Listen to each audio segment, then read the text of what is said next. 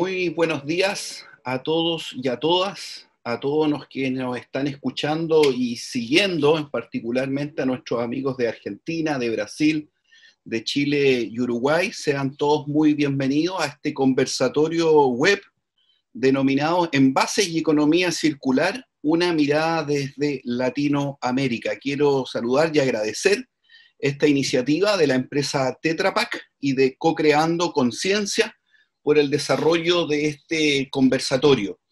A todos quienes nos escuchan y nos siguen, como bien saben, la economía circular ha sido una tendencia que ha llegado para quedarse. Todos los países de Latinoamérica seguido con detención lo que hace la Comunidad Europea. Hemos desarrollado marcos regulatorios en nuestros países como legislaciones nacionales o legislaciones más regionales y locales en pos de una economía circular que ya no se preocupa tan solo del reciclaje o la disposición de residuos, sino que más bien tiene un fuerte énfasis en poder disminuir el consumo de materias primas, disminuir el consumo de energía y, por supuesto, disminuir la cantidad de residuos que se generan. Y si estos se generan, obviamente, tener buenas políticas públicas, buenos procedimientos para poderlas valorizar y que puedan alimentar nuevos procesos productivos. En ese marco, hemos querido invitar a 4 grandes exponentes con mucha experiencia en el quehacer de la valorización de residuos y quiero presentarlos y invitarlos a exponer. Nos acompaña Federico Baibar. Federico es director ejecutivo de Sempre Uruguay, fundador de Pinturas Ecológicas Suma, asesor de la Cámara de Comercio, con una vasta experiencia, más de 20 años de experiencia en la materia, vive en Uruguay, es papá de Emilia y de Manuel. Un saludo también para los hijos de Federico. Nos acompaña también Valeria Michel. Valeria es licenciada en Ingeniería Química de la Facultad de Ingeniería Industrial del Centro Universitario FEI de San Pablo, con una especialización en gestión ambiental de Unicamp, también en Sao Paulo, con una vasta carrera en Tetra Pak y actualmente se desempeña como directora de sostenibilidad para Brasil y el Cono Sur de Tetra Pak. También nos acompaña Ramiro Pais, ingeniero industrial de la Universidad Austral, gerente de logística y abastecimiento de Interpack, sociedad anónima del grupo HZ de la Papelera del Sur, y también don Martín Manfredi, ingeniero químico, gerente de innovación y desarrollo de la Papelera Sur de Interpack, también del grupo HZ, principal productor de cartulina en la Argentina. Con estos 4 grandes exponentes, expositores y reitero, con mucha experiencia práctica en la materia que hoy día nos convoca, los queremos invitar a este conversatorio. Quiero, en primer lugar, ofrecerle la palabra a Federico, como yo les dije, director ejecutivo de Sempre, que en un tiempo de 8 minutos nos va a exponer su presentación. Quiero desde ya invitarlos a poder realizar sus preguntas, sus consultas que tengan, para que en una segunda ronda poderlas compartir con los demás participantes. Así que, sin más, Federico, te ofrezco la palabra. Bueno, muchas gracias, Pablo. Muchas gracias a todos y a todas por estar aquí. Gracias a Tetra Pak por organizar estos conversatorios. Voy a tener que desconectar la cámara para hacer la presentación por un tema de conectividad. Estoy en la zona rural de Montevideo y no tenemos muy buena llegada de ancho de banda.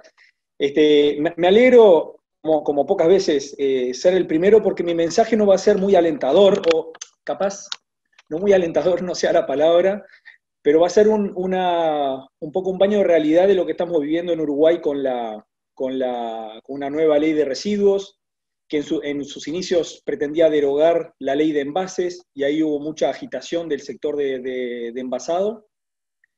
Finalmente, la última versión de la ley no deroga la ley de envases, y bueno, eso es un poquito de lo que vamos a conversar, de cuáles son los los temores que tenemos al respecto, o los desafíos que estamos viendo en relación a esto, que es una realidad que nos agarró de esa forma en Uruguay. La ley de envases ya tiene más de 15 años, el decreto de envases tiene 13 años. Entonces, bueno, vamos directo a la presentación. Eso como introducción. Me dicen si la ven, a ver si me tengo que cortar la cámara. ¿La ven? Aún ahí sí, Federico. Falta el modo de presentación. Bueno, ahí se me vino al principio, perdón. Perfecto. Ahí. Hoy titulamos la charla "Si la REP está en riesgo", en definitiva, ¿sí? En particular la REP de envases. Y vamos a ver un poquito de contexto REP en Uruguay. La REP en Uruguay empieza en el año 2003. Hicimos un análisis de algunas variables sobre las distintos decretos y leyes REP en Uruguay. Empieza en el 2003 con un decreto para baterías de plomo ácido, ¿sí? Se logra recuperar arriba del 95%, ¿sí? Ahí no está discriminado lo que es recuperación en mercado formal y mercado informal. Los dos participan, y eso es un problema, una amenaza. Ahí ponemos, bueno, cuál es el decreto, el valor de mercado, ahí el valor de mercado y eso hace un poco a la viabilidad de los instrumentos, ¿no? Es positivo en términos de precio obtenido o valor obtenido por el material recuperado versus costos para su recuperación. Si la inclusión social es obligatoria por decreto, que en este caso, en el caso de las baterías no lo es, cómo participan las autoridades, si participan de las decisiones operativas, en el caso de las baterías no participan, y cómo son los costos logísticos relativos en función de la dispersión de los materiales en el territorio y de la densidad aparente de los materiales. Entonces la batería nos da un escenario bastante positivo o muy positivo, más allá de la informalidad que no está del todo evaluada. En el caso de los neumáticos o llantas para algunos países, que son los neumáticos de caucho, la tasa de recuperación es un decreto bastante más reciente, del año 2015, la tasa de recuperación llega al 62%, ha llegado un poquito más, pero viene bajando en la medida que se termina el stock del pasivo ambiental que había un gran stock de pasivo. El valor de mercado es negativo en relación al plomo, o sea, quiere decir que el mercado no paga por las cubiertas, no paga más por las cubiertas o por las llantas que el costo que tiene su recuperación. La inclusión social no es obligatoria de clasificadores, catadores, pepenadores o como le llame cada uno, recuperadores de base. La participación de autoridades nacionales en decisiones operativas no está establecida en el decreto, y los costos logísticos relativos son bajos. En el caso de los envases agroquímicos, las tasas de recuperación no son tan buenas. El decreto es un poquito más antiguo, es del año 2013, ya tiene 7 años. El valor de mercado de los materiales es negativo, ya que los costos de recuperación son mayores al valor del material, al valor que puede tener. Es un material plástico, sobre todo el polietileno de alta densidad y baja densidad, que como vienen muy contaminados con los propios agroquímicos, por más que haya un triple lavado obligatorio, muchas veces vienen contaminados con residuos orgánicos, su procesamiento se encarece mucho. Los costos logísticos en este caso son altos porque hay mucha dispersión de los materiales en el territorio, con mucha profundidad en lo que tiene que ver con el agro, muchos caminos rurales de por medio, etc. En el caso de los RAE, la diferencia es que no hay un decreto reglamentario aún, es algo que se está reglamentando en el marco de esta nueva ley de residuos aprobada en septiembre del año pasado. La tasa de recuperación es muy baja, del orden del 2,5%. El valor de mercado es negativo, ¿sí? Estamos hablando de todos los RAE en promedio, no estamos hablando de alguno en particular que puede llegar a tener un valor positivo. Los costos logísticos también son altos porque son residuos que están desperdigados por todos los hogares, domicilios, empresas, o sea, hay una dispersión muy alta. Esto en términos comparativos. Y ahora vemos qué pasa con los envases, que lo dejamos en el último lugar porque es un poquito de lo que vamos a hablar más en profundidad. Los envases con un decreto reglamentario, con una ley específica del año 2004, no hemos alcanzado más de un 5% equivalente de recuperación, ¿sí?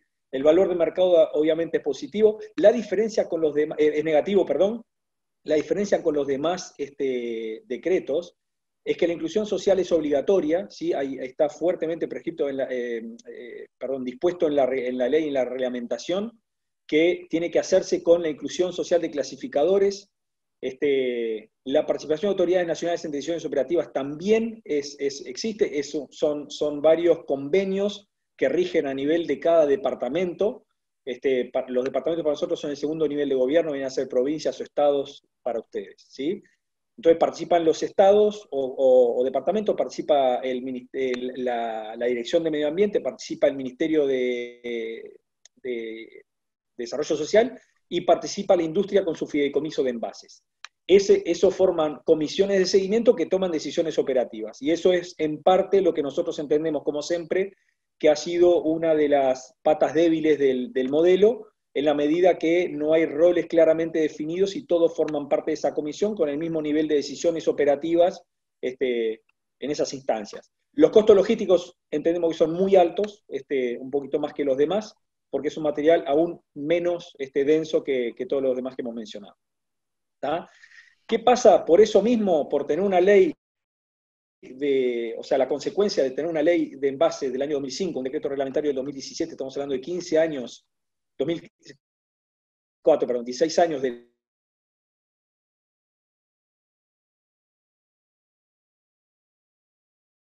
la ley y 13 años de la ley de residuos. ¿Qué establece? Uno de los artículos más importantes de esta ley es el artículo 42, no lo voy a leer, pero establece un impuesto a los envases de distintas cuantías.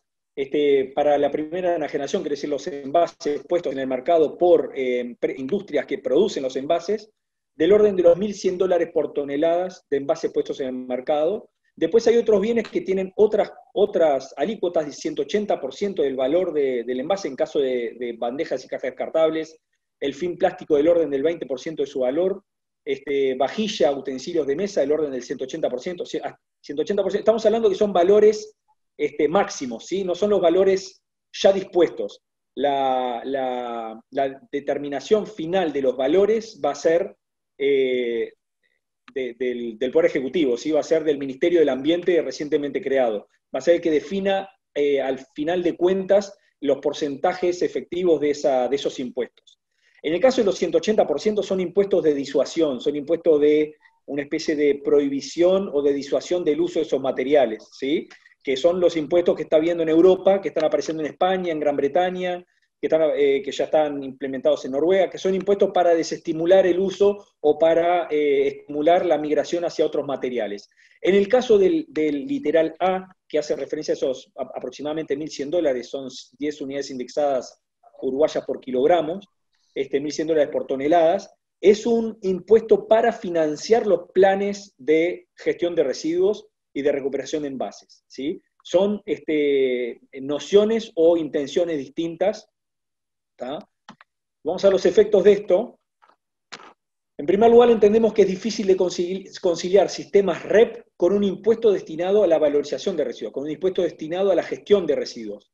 O sea, dos sistemas financiados por la misma industria, pero trabajando en paralelo, se van a pelear por los materiales más fáciles de conseguir. Y ahí no vemos cómo puede ser la sinergia entre los dos sistemas o la coexistencia entre los dos sistemas, porque de alguna forma lo que permite, también la ley lo consigna, es que si una empresa recupera materiales, puede apelar o puede reclamar una especie de crédito fiscal, que no está claro cómo van a ser las condiciones, dado que no está reglamentado aún, pero ese crédito fiscal es una especie de devolución de impuestos por el volumen de material que logro recuperar como empresa o como colectivo de empresas, ¿sí?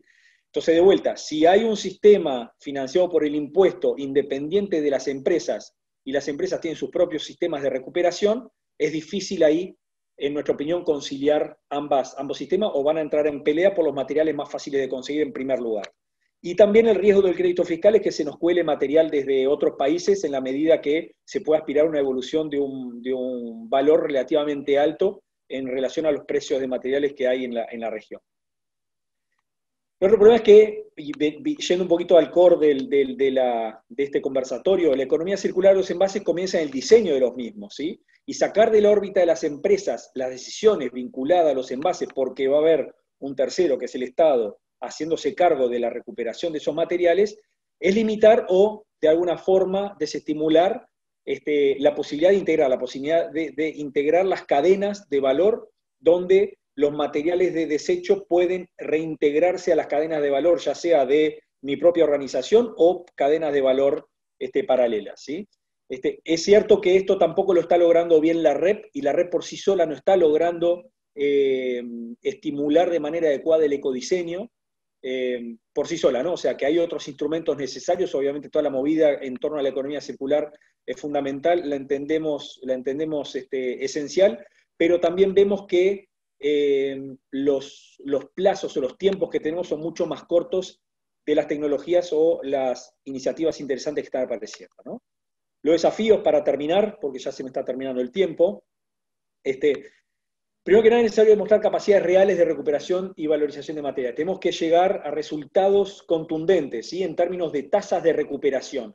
No lo estamos haciendo bien, recién les ponía un 5% equivalente, no lo estamos haciendo mal en todos lados. Hay algunos departamentos que están logrando recuperar del orden de 34% de los envases equivalente sobre el consumo aparente de envases. Un 34% entendemos que es un muy buen número para empezar, o para 5 años, no para 15, pero es un número que, por los sistemas que se vienen generando, esto es en el departamento de Canelones, lo podrían llegar a duplicar en el término de 5 años, ¿sí? O sea, llegar a un 70% de recuperación de envases, lo cual muestra un panorama mucho más alentador. Entonces, esas distintas velocidades que hay en los distintos departamentos del Uruguay nos da alguna esperanza en el tema, ¿tá?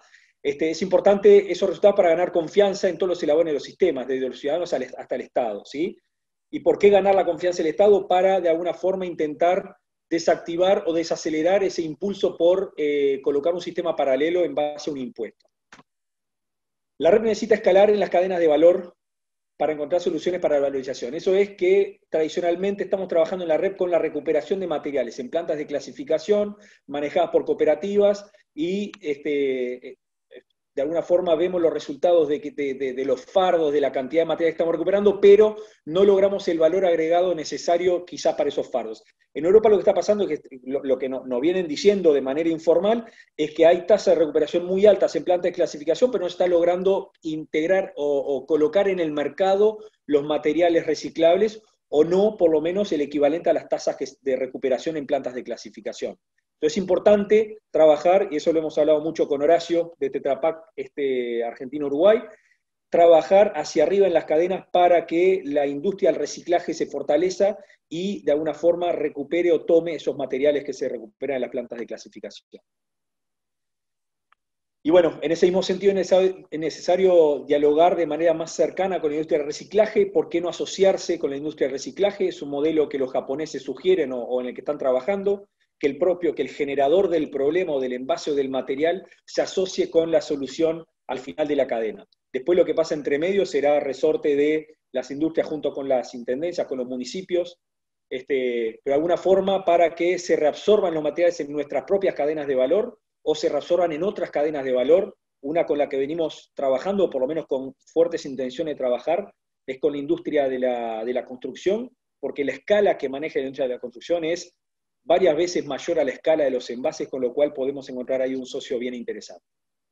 Así que bueno, por aquí dejo mi presentación. Me hubiera gustado más que fuera un diálogo, pero estas circunstancias no lo permiten. Muchas gracias, espero no haberme extendido mucho.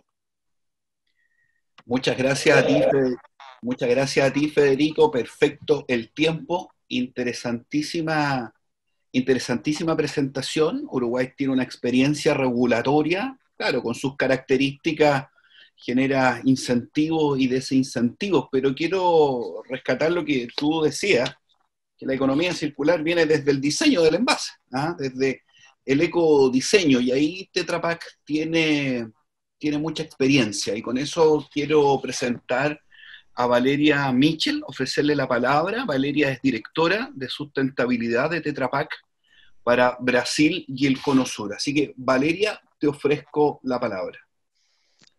Buen día a todos, saludo a todos. Siempre es bueno compartir nuestra experiencia y debatir un tema tan relevante para la sociedad. ¿Pueden ver mi presentación? ¿Cómo está? Perfecto. Perfecto, sí. Bueno, entonces, ¿por qué sostenibilidad es un desafío? El mundo está cambiando y la percepción de valor de las personas también está cambiando. Esto requiere nuevas formas de hacer negocios.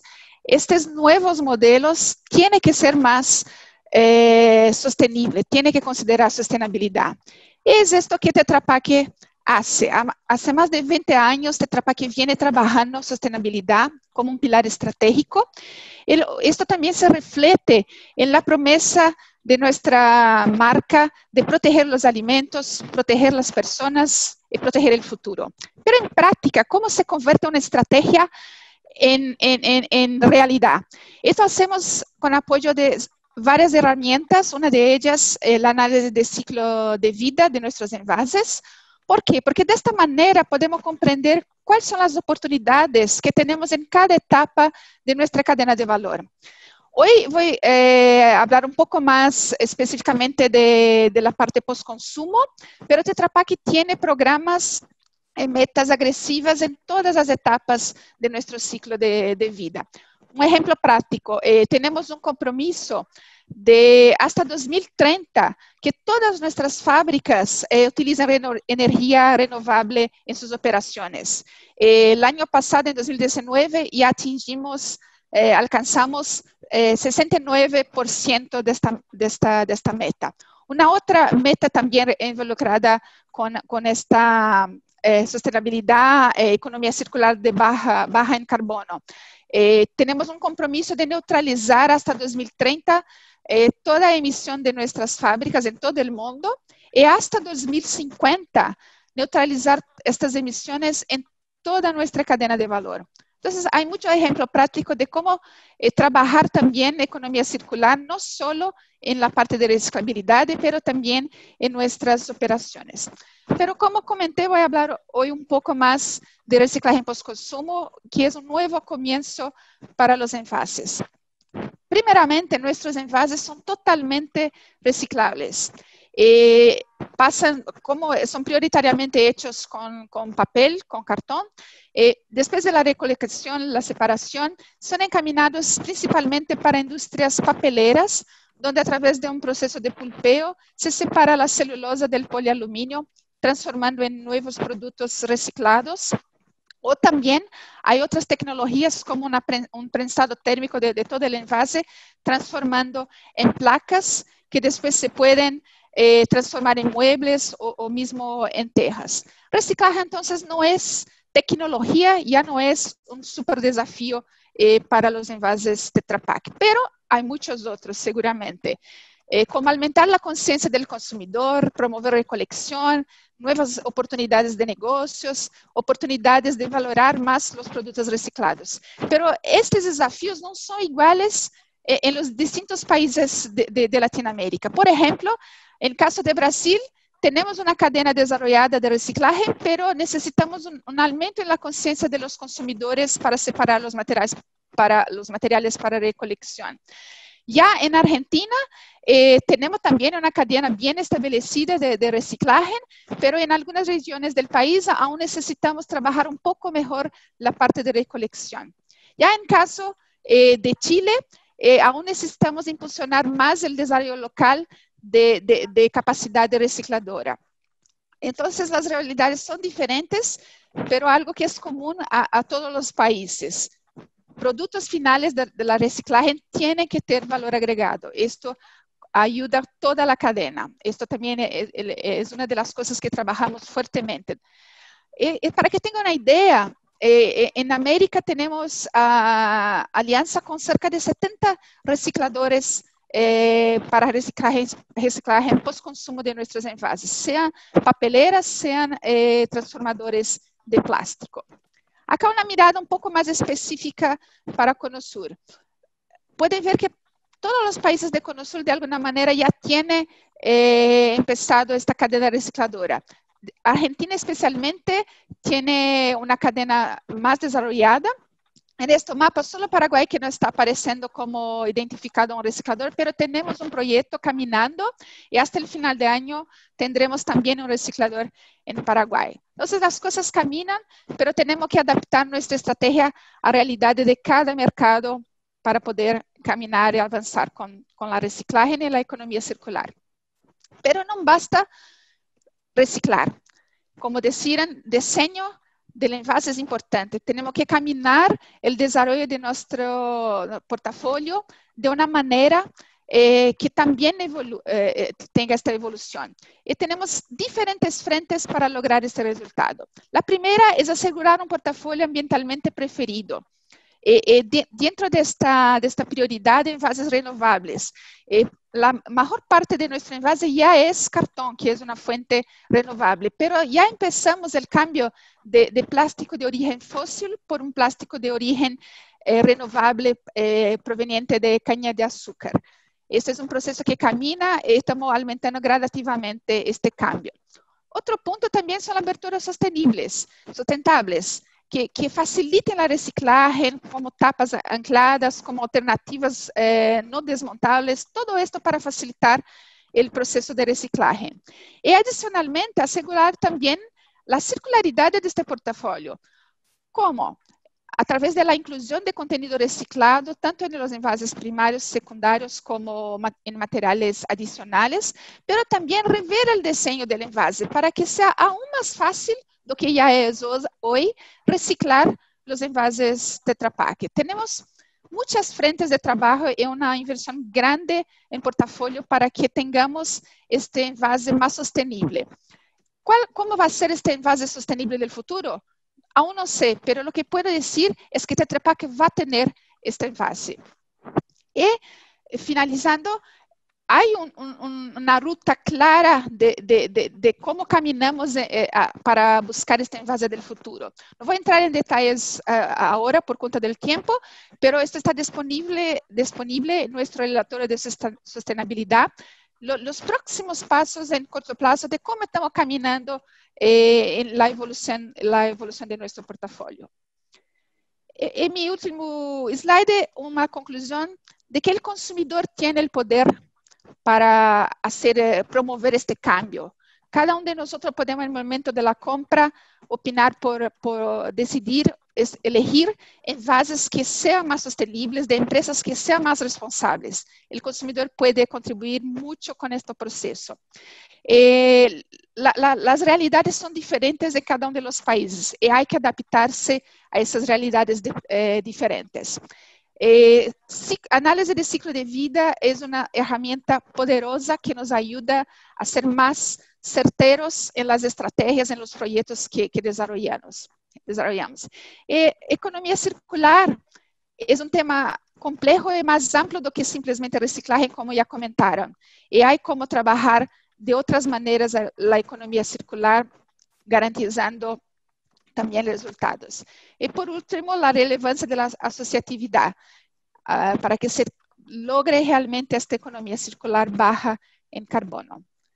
Bien, creo que es esto de una manera rápida, pero después estoy abierta a preguntas de los participantes.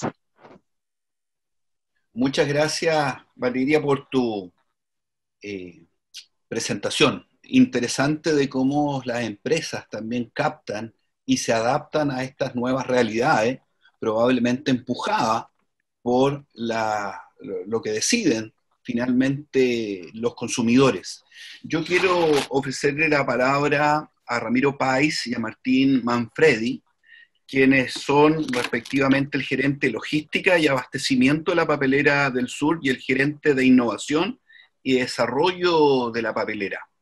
Básicamente porque, como ustedes han escuchado, claro, aquí hay marcos normativos que probablemente se diseñan con mucha teoría, pero en la práctica suceden cosas distintas. Hay que adaptarse a la realidad, a las decisiones de los ciudadanos, a las decisiones de las empresas. Por lo tanto, creo que tanto Ramiro como Martín tienen una muy buena experiencia en el saber en cómo se hace esto, ¿ah? Cuál es la logística, cuáles son los incentivos, en este caso de la empresa papelera del sur en la cual ustedes trabajan. Ramiro y Martín van a hacer una presentación en conjunto. Ofrezco en primer lugar la palabra a Ramiro Páez.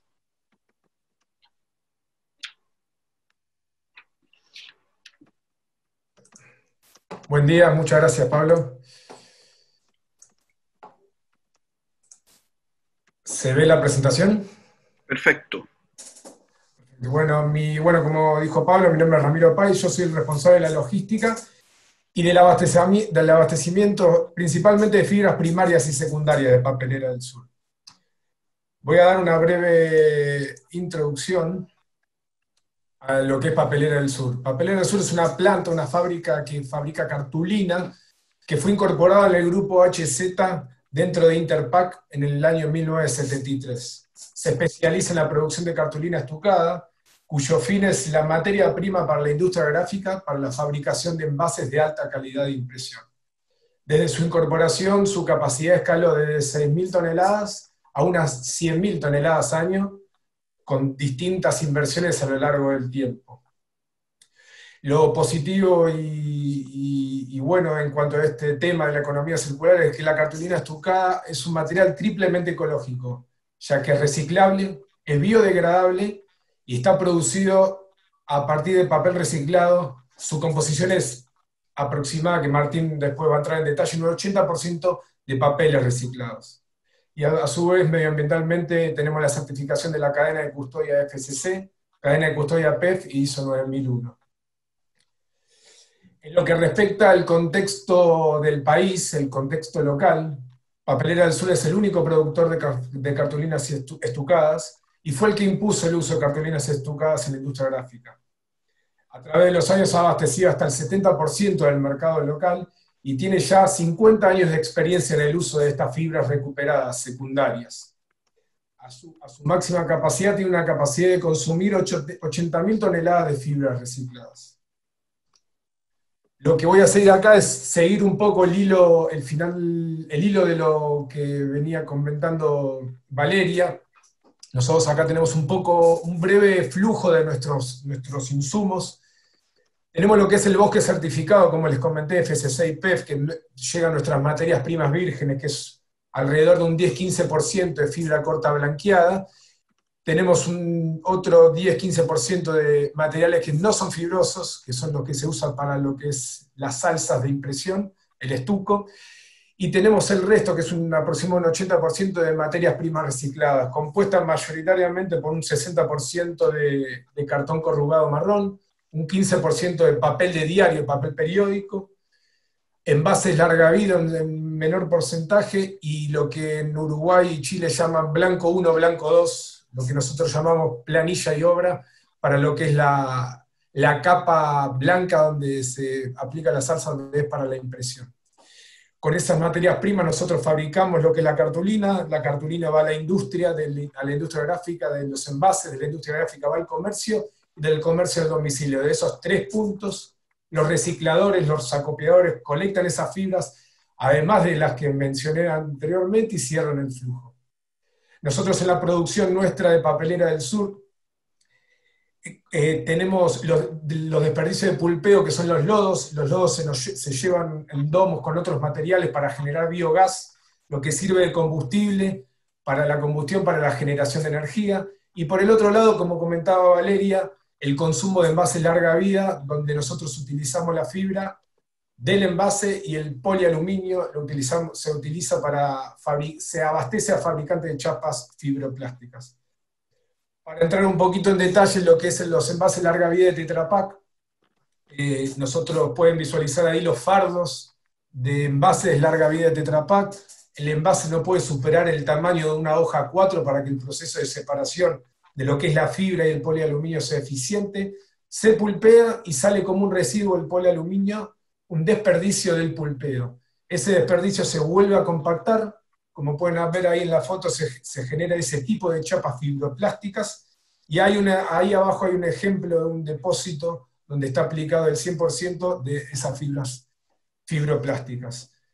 Hoy en día, alrededor de los envases de larga vida de Tetra Pak tienen un 70% de fibras aptas para esta producción que hace Papelera del Sur de cartulinas estucadas, y el resto, es el 30% aproximado, es polialuminio, 4 partes de polietileno, 1 de aluminio hoy día, en las cuales volvemos a compactar y se abastece a los clientes y fabricantes de esta chapa. De esta manera nosotros terminamos también cerrando otro circuito y haciendo uso de esta economía circular a un caso más práctico.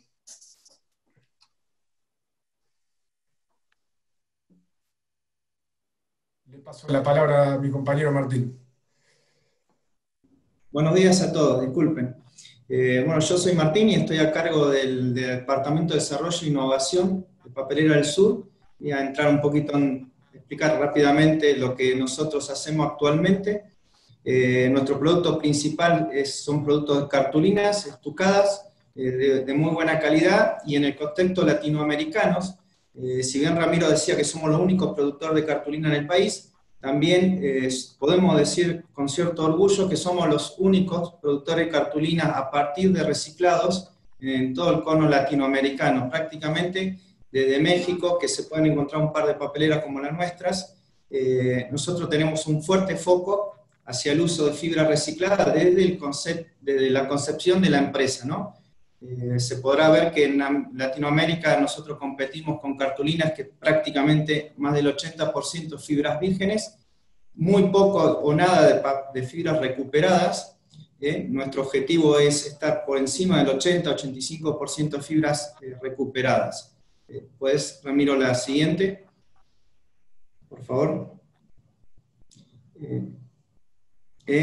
Nosotros consideramos que hay una serie de ventajas en el uso de recortes. Acá se puede ver fácilmente que por 1 tonelada de papel recuperado, uno puede decir que se van a talar 17 arbolitos menos en la naturaleza, o sea, hay un ahorro de agua, un ahorro de energía, hay una menor disposición que en los basurales, o sea, uno conceptualmente tiene que pensar que el recorte ya se encuentra, los papeles ya se encuentran en las ciudades, para lo que nosotros en nuestras ciudades son los bosques urbanos, de ahí nosotros sacamos el material fibrosos, y esto trae esta serie de beneficios o ventajas, pero ya el papel ya se encuentra, o sea, no sería lógico no utilizarlo. Ramiro.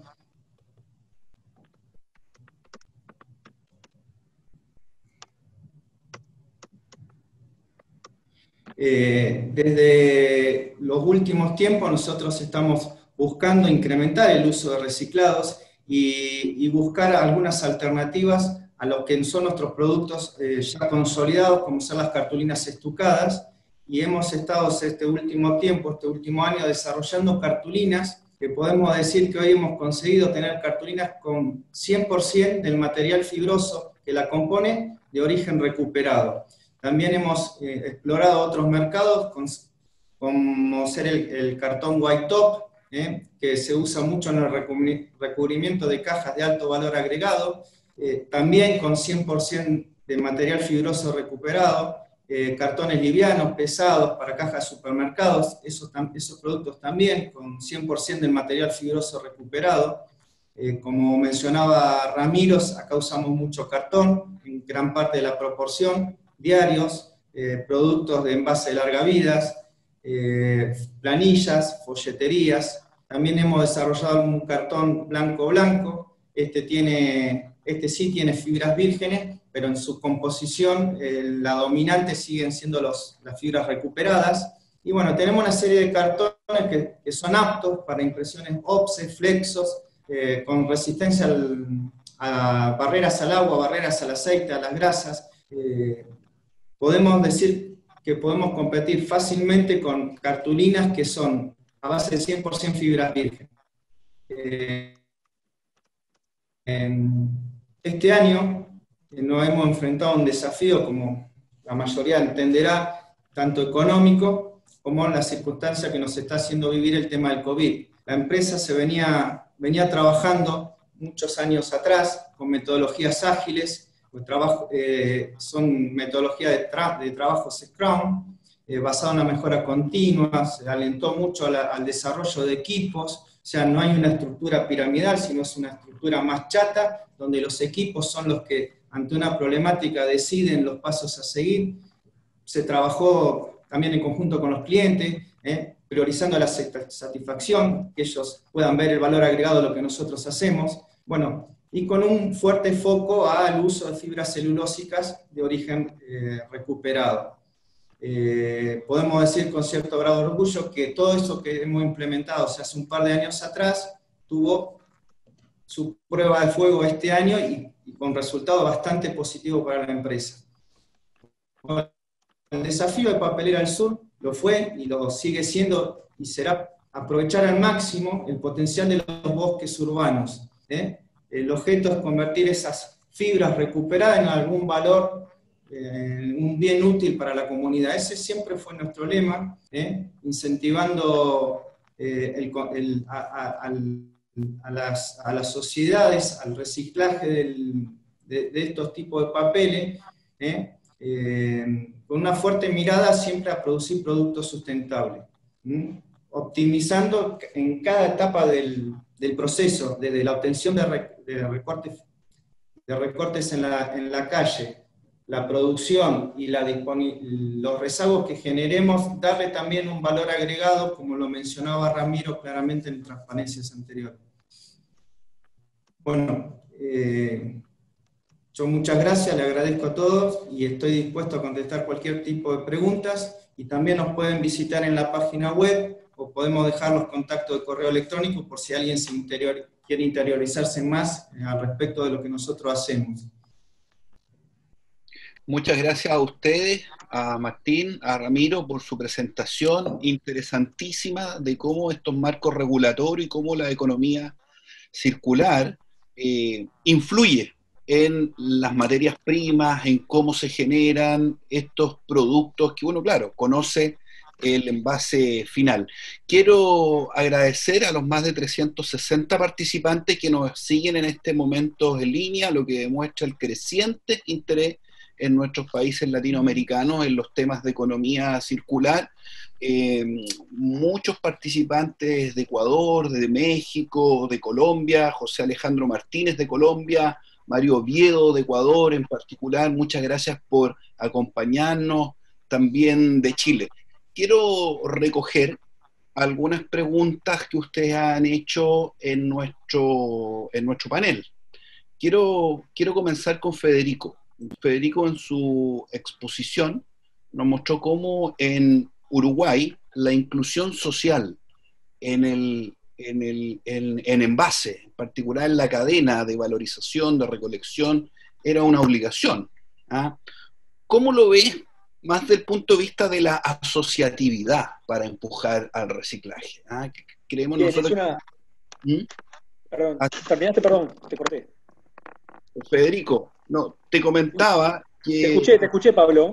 Perfecto. Te ofrezco la palabra, Federico, sin más. Perfecto, eso es una muy buena pregunta porque siempre está en el tapete esa respuesta, y yo creo que confundimos inclusión social con el imperativo de que sea a través de cooperativas, precisamente. Yo creo que eso es en principio un error. Un error la obligatoriedad o el reflejo casi condicionado u obligatorio de que la única forma de integrarse en una entidad económica sea a través del cooperativismo. Creo que hay otras herramientas, puede ser una sociedad de responsabilidad limitada, puede ser, hay clasificadores, porque eso, a ver, supone que hay un nivel de madurez de los clasificadores que hoy no lo tienen, ¿sí? Y incluso si a mí me dijeran tenés que cooperativizarte para trabajar con tus pares, capaz que no lo quiero hacer. Entonces, creo que la cooperativa es una herramienta muy interesante, ¿sí? Es una herramienta súper evolucionada para asociar personas en pos de un trabajo en común. Pero creo que no es la única herramienta, y creo que hay herramientas que pueden hacerse más a medida, herramientas que hoy no tenemos o formas jurídicas que hoy no tenemos, que pueden ser más a medida de la realidad de los clasificadores urbanos, ¿sí? Por ejemplo, el monotributo, hay otras herramientas. Entonces, creo que la asociación entre entidades para tener fuerza en el mercado, para juntar volumen, etcétera, es fundamental, ¿sí? Los clasificadores o los reguladores de base, solos cada uno individualmente, pierde fuerza y pierden capacidad de negociación, sin dudas. Ahora, la única forma es una cooperativa, ahí es donde me caben dudas, ¿sí? Pero sin duda que tienen que tener cierta fuerza. Puede ser una agremiación, etcétera, pero para clasificar residuos, y lo otro que les iba a decir es que el imperativo de incrementar los puestos de trabajo y la mano de obra nos ha dejado en un lugar, o sea, nos ha dejado mal parados con el tema del automatismo, por ejemplo. Entonces, como tiene que ser intensivo en mano de obra, hacemos el trabajo exclusivamente o casi exclusivamente manual. Y eso implica que a veces los circuitos no son de todo limpio, a veces queremos implementar circuitos sucios. Entonces, si ponemos mano de obra a trabajar con circuitos sucios, mamá mía, sí es complicado. Entonces, nada, creo que no tiene que ser tan tajante el mandato de que sean ni cooperativas ni que sea intensivo en mano de obra los procesos de recuperación, porque eso los hace a veces inviables, a veces muy, muy onerosos, y tenemos que buscar otras alternativas para América Latina. Muchas gracias Federico. Probablemente con una buena asociatividad también cumplir las metas de recolección se hace bastante más eficiente al tener más empresas o compañías o agrupaciones asociadas. Déjame complementar, perdón Pablo, hay experiencias también de utilizar cooperativas o de contratar cooperativas de clasificadores o cooperativas de trabajo que integran clasificadores, y no son cooperativas de clasificadores puras, en otros procesos, por ejemplo el proceso de recolección mecanizada, donde se hace un acuerdo que eso también existe en Brasil, sé que en Brasil hay catadores que tienen camiones y que hacen la recolección, pero esto hacen la recolección de ciertos lugares, no solamente el material preclasificado para valorización, sino de todos los materiales en función de lo que toque en el momento. Entonces, creo que también integrarlos en otros espacios de la cadena de valor de los residuos es una herramienta interesante. Muchas gracias, Federico. Valeria, quiero compartir contigo algo que nos contaste en tu presentación sobre las características del envase del futuro. Ecodiseño, con materias primas certificadas y probablemente con características también que lo hace reciclable, pero también pensando, Valeria, y consultándote tu opinión, pensando también en los desafíos de cambio climático. Hoy día la huella de carbono de los envases también es interesante, también le importa a los consumidores, y por eso te quería consultar cuál es el desafío, cuáles son las oportunidades que ustedes ven como Tetra Pak, también de preocuparse de la huella de carbono en la generación de envases. Sí, Pablo, como comenté en la presentación rápidamente, más do que reciclaje, porque claro, cuanto más se recicla, más se disminuye la huella de carbono también con esta reducción de impacto post-consumo. Pero Tetra Pak acredita que se puede trabajar también en las otras etapas del proceso de la cadena de valor. Comenté de uso de fuentes renovables, porque esto también ayuda la elección de fuentes también de materia prima que puedan tener una huella de carbono más baja. Esto tenemos trabajado en cada una de las etapas del proceso con diferentes proyectos, por ejemplo, logística, cómo optimizar la logística, disminuir también las emisiones logísticas. La otra parte, la planta de nuestros clientes y también en nuestras plantas, cómo ser más eficientes en el uso de energía, en el consumo de agua. Todo esto, tenemos una mirada específica para cada una de estas etapas del proceso, porque en todas hay oportunidad de reducción de nuestra huella. Incluso estaba viendo las preguntas en chat que preguntaron también acerca del agua. También en nuestras fábricas tenemos un trabajo de cómo neutralizar nuestro consumo de agua. ¿De qué manera? Soportando programas donde se ayuda en la protección de fuentes de agua cerca de las fábricas, de manera que lo que estamos utilizando para producción de nuestros envases pueda ser neutralizado también a través de una generación de una agua nueva, a través de reflorestamento, por ejemplo, o de otras técnicas que soportan ese tipo de proyecto. Es difícil resumir, pero hay diversas acciones que buscamos juntos para que este concepto de economía circular no se quede solo en la parte de reciclaje, pero en toda la cadena de valor donde tenemos actuación.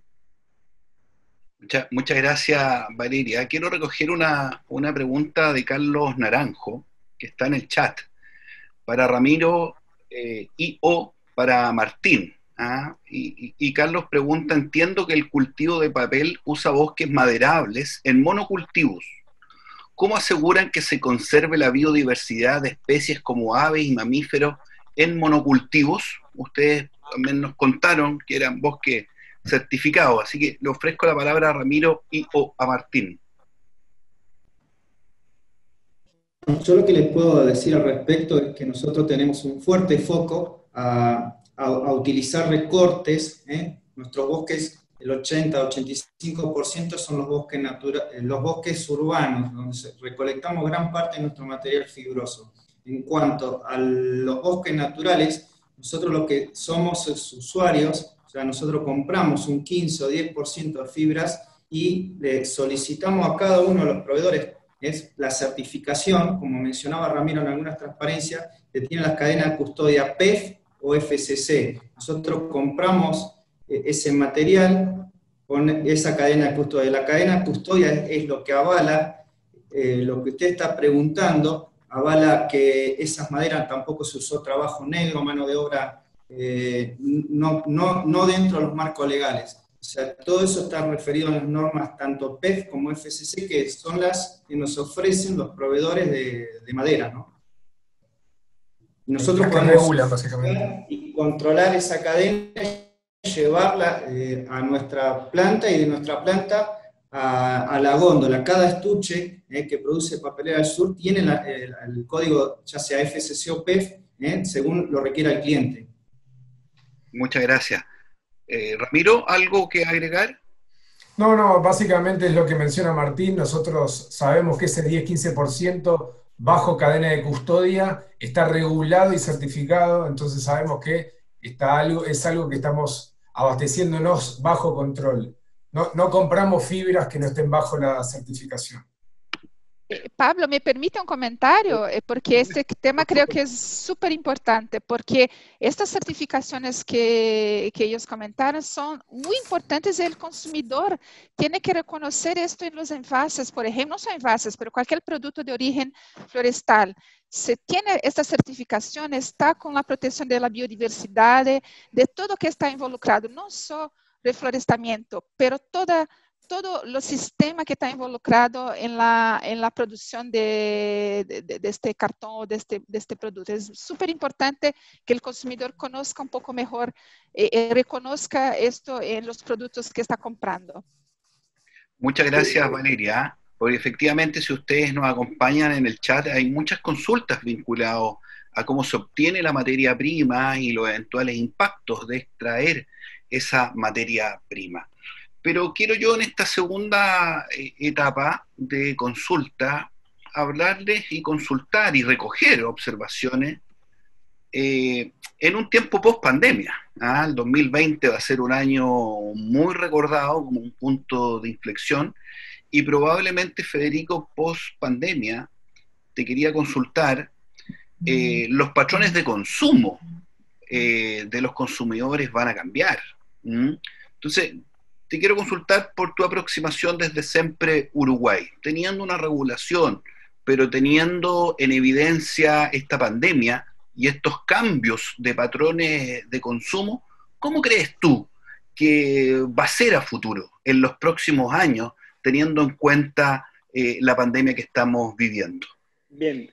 A ver, no tengo una opinión cerrada aún sobre el asunto porque creo que es temprano y estamos en pleno terremoto. Pero, a ver, algunos indicadores o algunas reflexiones. Primero que nada, el consumo bajó. El consumo de productos bajó y lo vemos en las declaraciones de envases. Las declaraciones de envases bajaron del orden de 13-15% en los últimos 3-4 meses. Las declaraciones de envases se hacen a un año, ¿sí? O sea, un año hacia adelante, y en función de las previsiones de venta y de consumo que estiman las empresas, bajó de 83.000 toneladas anuales de envases a 72.000 toneladas anuales de envases. Eso es una baja muy fuerte, incluso una baja casi alérgica o desproporcionada en relación a la baja del PBI, ¿sí? Una baja mayor a la baja del PBI. Después, si analizamos el pormenor de cuáles son los envases que más influyen en esa baja, aparece el aluminio, que son las canetas de aluminio de bebidas, que se utilizan mucho para consumo en la calle, ¿sí? Se compra mucho en la calle o en reuniones, justamente. Y bueno, es justamente lo que se nos cortó, ¿no? El estar en la calle bebiendo o estar en reuniones con amigos, que es donde se consumía más el producto, eso es lo que explica la mayor bajada de esos productos. Después lo otro es que cuando baja el PBI, baja la cantidad de residuos que se produce, ¿no? Casi automáticamente, o automáticamente, y se acompañan muy de cerca a PBI con consumo y con generación de residuos. No tenemos todavía señales de que haya medidas que hayamos tomado a nivel de países latinoamericanos, por lo menos no lo he visto, donde haya un desacople entre las variaciones del PBI y las variaciones de consumo y de producción de residuos. ¿Ah? Dicho esto, también creemos, y lo hemos visto en algunos webinars que hemos hecho, que el tener a la gente más tiempo en casa le da más tiempo para clasificar residuos, le da más tiempo para repensar qué hace con sus residuos. Y está demostrado que cuando se empiezan a clasificar residuos en el domicilio, la gente empieza a tomar más conciencia de qué está produciendo y qué está generando como residuos, y empieza a ver dónde puede empezar a bajar la cantidad de residuos que genera. ¿Tá? Hemos estado invitando sistemáticamente, lo hemos puesto en la aplicación donde reciclo que desarrollamos desde siempre en Uruguay para que la gente sepa dónde están los puntos de colecta de materiales.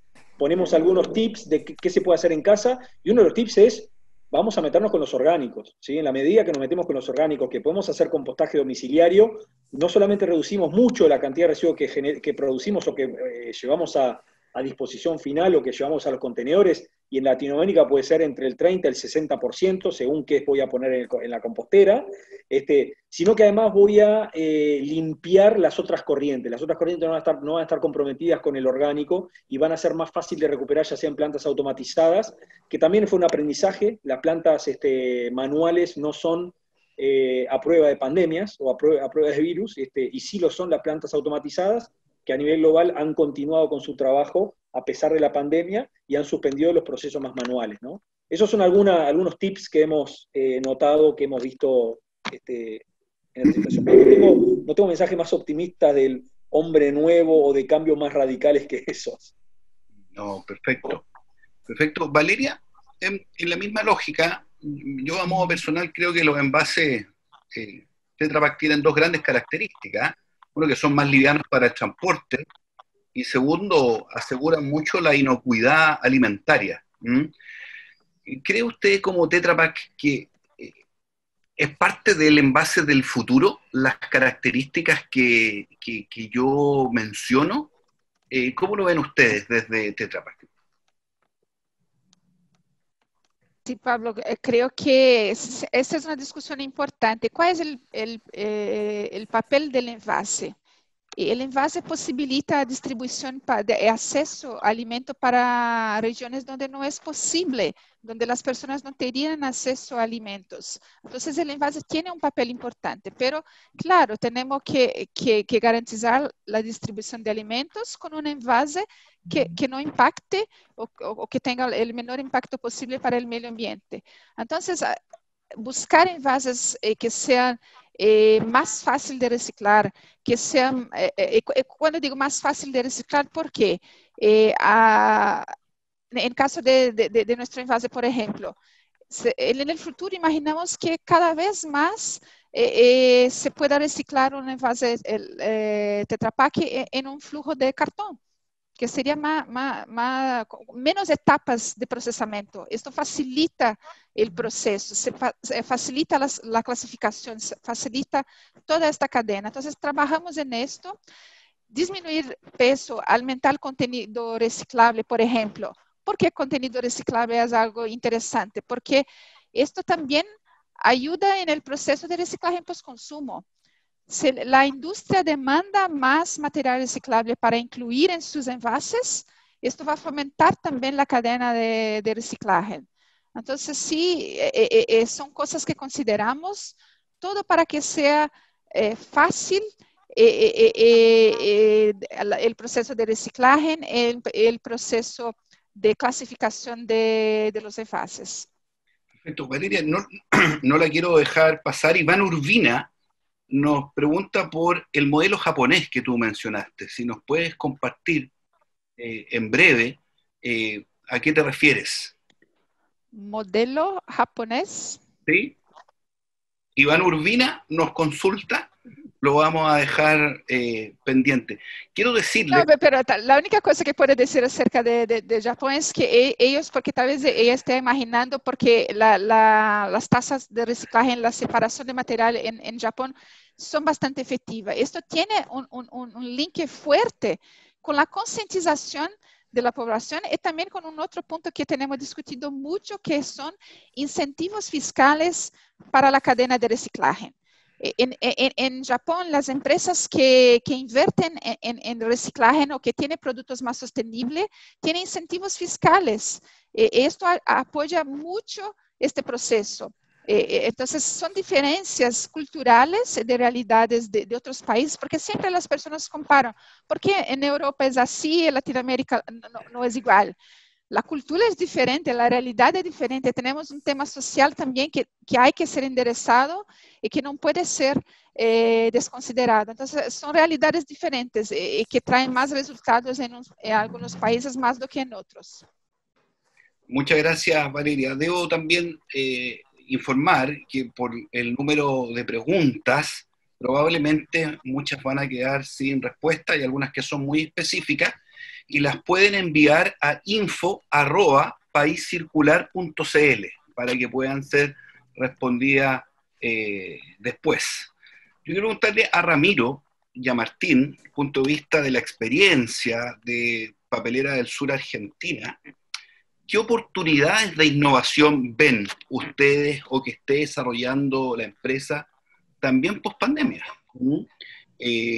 Las empresas y los consumidores, como lo comentaba Federico, van a cambiar sus patrones de consumo y probablemente aquí también hay oportunidades de innovación para las empresas. Así que, Ramiro, te ofrezco la palabra.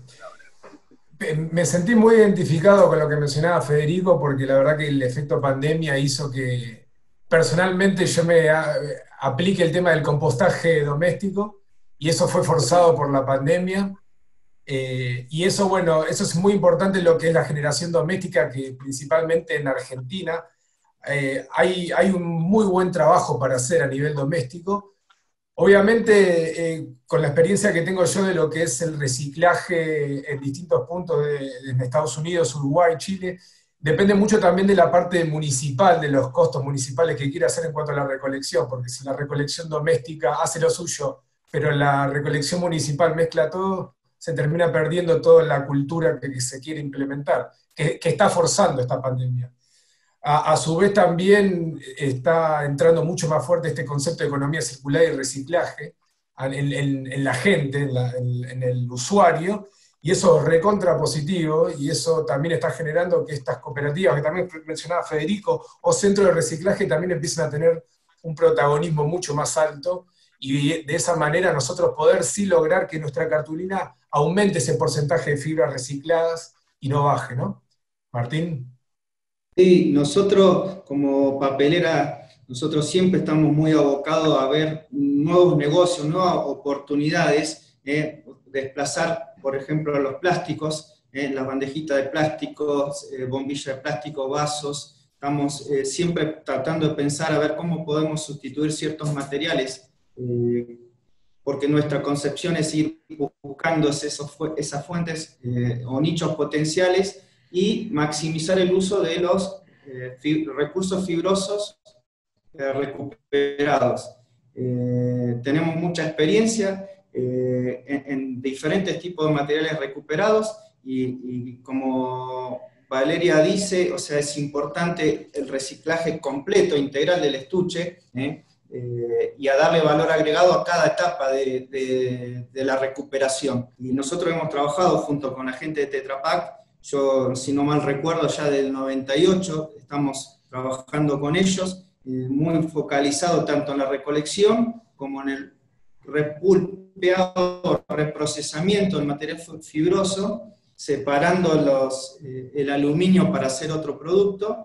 Eso fue siempre nuestro objetivo, y si bien al principio parece difícil, todos estos años que nosotros tenemos experiencia, eso fue un crecimiento continuo, y yo diría bastante beneficioso para todos, para la comunidad, para nosotros, para toda la cadena. Yo tengo una convicción muy fuerte de seguir pensando que el origen de nuestra materia prima tiene que ser lo recuperable y hacer un producto que sea 100% recuperable, como lo es nuestro caso, ¿no? En nuestro caso se puede recuperar el 100% de nuestro producto y reprocesarlo. Perfecto, muchas gracias, Martín. Yo, antes de ofrecerle 2 minutos finales a cada uno, un par de minutos libres a cada uno, yo no puedo dejar de preguntar desde Chile a Valeria, que acá nos llega una consulta de por qué crees que en Chile no ocurre este reciclaje a gran escala, como en papeleras como en Argentina, como papeleras del sur. Sí, Pablo, en caso de Chile, hay pocos recicladores locales. Estamos trabajando, buscando alianzas con empresas que puedan aumentar esta capacidad de recicladora. Lo que podemos garantizar, todo que se recolecta en Chile está siendo destinado para reciclaje. En cuanto en paralelo, trabajamos para el desarrollo de una cadena local que traería más valor, más resultado local para el país, que es nuestro objetivo. Pero hoy tenemos alianzas con intermediarios, con puntos de recolección, todo esto para garantizar que nuestros envases que están al mercado pueden ser recolectados. Y también estamos hablando mucho con el SIGE, la nueva estructura que va a gerenciar el sistema REP en Chile, pensando en modelos más efectivos de recolección. Entonces, son 2 caminos que tenemos en paralelo. Uno, de garantizar que todo que se recolecta va a reciclaje, esto ya está pasando hoy.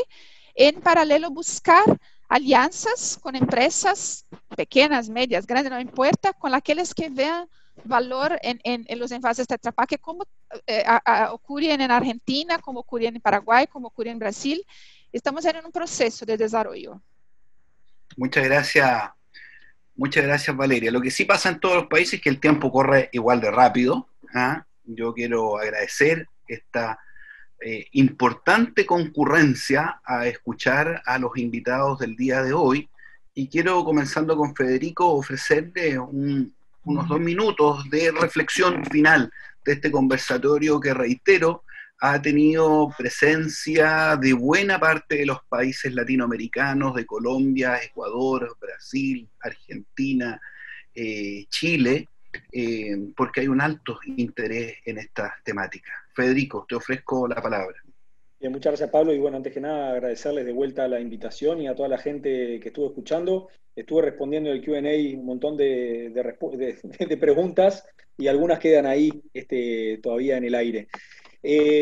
Bueno, a ver, primero que nada, como el tema del foro era de economía circular y me dediqué a hablar de la REP, que para mí es una herramienta de la economía circular, no la única obviamente, y por eso decíamos que falta complementar mucho la REP para poder tener sistemas virtuosos, ¿sí? Sistemas donde los materiales adquieran un valor mucho más interesante que el que adquieren hoy, ¿sí? Que no sean, acá en Uruguay, como tenemos una industria muy pequeña, tenemos muy pocas posibilidades de transformar cosas, hacemos una mera plástica extrusada que le llamamos, el material le llamamos basurileno, ¿sí? O sea que es una especie de plástico hecho a partir de muchos materiales plásticos que son residuos, y no logramos hacer fichas técnicas, no logramos hacer ensayos de estos materiales como para que puedan competir en pie de igualdad con los demás materiales importados de otras latitudes, de pronto de China, etc. Entonces, creemos que en el desarrollo de esos proveedores que hacen a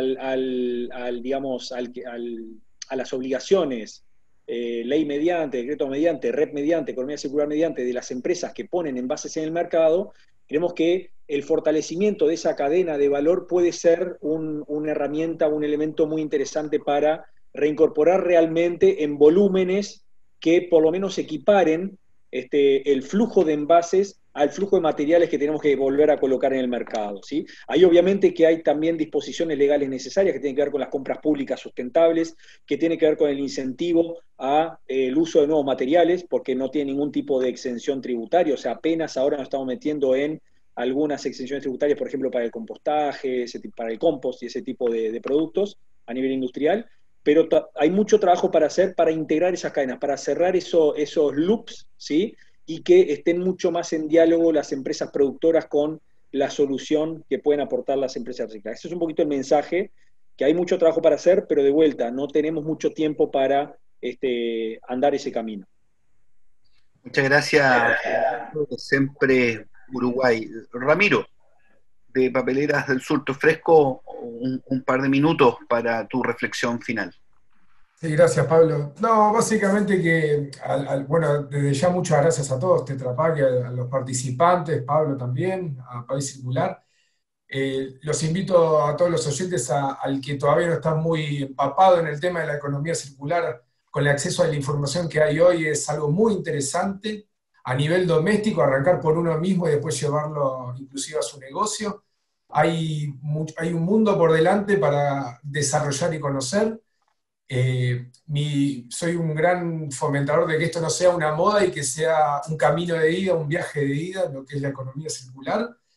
Y también los invito, respecto a lo que mencionaba Valeria, a investigar sobre las cadenas de custodias, sobre el control de estos bosques certificados, para que se empapen también en el tema, que es algo que nos garantiza que estamos haciendo algo dentro del well control. Así que nada, desde ya muchísimas gracias y muy interesante escuchar también a los participantes. Nada más. Muchas gracias, Ramiro. Martín Manfredi, gerente de Innovación y Desarrollo de Papelera, por favor. Yo también sumar a lo que dice Ramiro, a lo que comentó Valeria, o sea, hacer llevar esta conciencia del reciclaje a todos los niveles, desde la casa de unos, con sus hijos, en las escuelas. O sea, eso siempre también fue un target de Papelera del Sur, buscar incentivar esto. Tenemos muy claro nosotros, no solo usamos, yo me olvidaba de comentar, buscar como objetivo tener el 100% de los materiales reciclables, sino también los aspectos de la química, buscar materiales que sean de origen natural, como son los almidones. Nosotros tenemos muy claro eso, almidones, y estamos desarrollando junto con proveedores proteínas para reemplazar algunos químicos. O sea, buscar, y hoy la movida ya hace un par de años que viene dando, no solo nosotros, sino toda la industria se está movilizando en ese camino. O sea, yo lo que veo es que necesitamos llegar más abajo a la sociedad, como hablaban del cambio cultural, o sea, fomentar la recolección, porque eso es un bien para todos. Todo puede ser reciclable, o sea, siempre cada parte, cada eslabón de la cadena tiene que estar aceitado y funcionando, pero nosotros somos, creo, un ejemplo claro y en Argentina que se puede reciclar, no solo cartón y diario, sino envase de larga vida, planilla, folletería, cualquier tipo de material es muy viable reciclarlo y obtener un bien, ¿no? Con un fin para la sociedad. Es muy corto esto, pero nosotros estamos abiertos a seguir hablando de esto, contestar preguntas. Ya les dije, pueden visitarnos en la página y bueno, sacar las direcciones nuestras, o ustedes podrán compartirla y fomentar esto. Esto me parece muy positivo. Muchísimas gracias, Martín, por tu ofrecimiento y por tu participación en este foro. Y finalmente quiero ofrecer la palabra a Valeria Michel, directora de sustentabilidad de Tetra Pak. Pablo, me gustaría enfatizar que nuestros envases son totalmente reciclables y son fáciles de reciclar, no es un proceso difícil. ¿Tenemos desafíos? Sí, tenemos desafíos, seguramente, pero tenemos muchas cosas siendo hechas en los diferentes países. Percibí que hay muchas preguntas, me gustaría contestar a todas ellas, pero no tenemos tiempo. Pero por favor, envíen sus deudas por correo, porque hay mucho que compartir de lo que estamos haciendo. La información es la principal herramienta de cada uno de nosotros como consumidores, para contribuir con este proceso. No debemos quedarnos con falta de información, de no conocer un proceso o de no saber cómo está pasando el proceso de reciclaje en un país u otro. Entonces, por favor, estamos súper abiertos a contestar todas las preguntas de los distintos países, de cómo Tetra Pak está trabajando para mejorar este proceso. Y necesitamos alianzas, no solo con empresas, con gobierno, pero con la población, para que todos juntos podemos transformar esta realidad que es la reciclaje para Latinoamérica. Muchas gracias Valeria, muchas gracias a todo el público que nos ha acompañado, en particular a nuestros expositores, a don Ramiro Páez, a Martín Manfredi, a Federico Baraybar y a Valeria Michel. Les quiero también contar, íntegramente este conversatorio lo van a poder visitar en www.paiscircular.cl, donde va a estar este conversatorio, donde va a haber una nota que las invito a leer, a informarse en este portal, y les reitero que las preguntas específicas las estamos recibiendo en info@paiscircular.cl. Finalmente, agradecer esta iniciativa de Tetra Pak y de Co-Creando Conciencia por esta invitación y por esta oportunidad de poder compartir los principios de la economía circular, de la regulación REP en Latinoamérica. Así que a todos y a todas, muchas gracias por su compañía. Gracias, Pablo. Muchas gracias a ustedes, un placer. Chao, Chao, hasta luego. Gracias a ustedes. Gracias a los panelistas también. Igualmente, Valeria, un gusto. chao.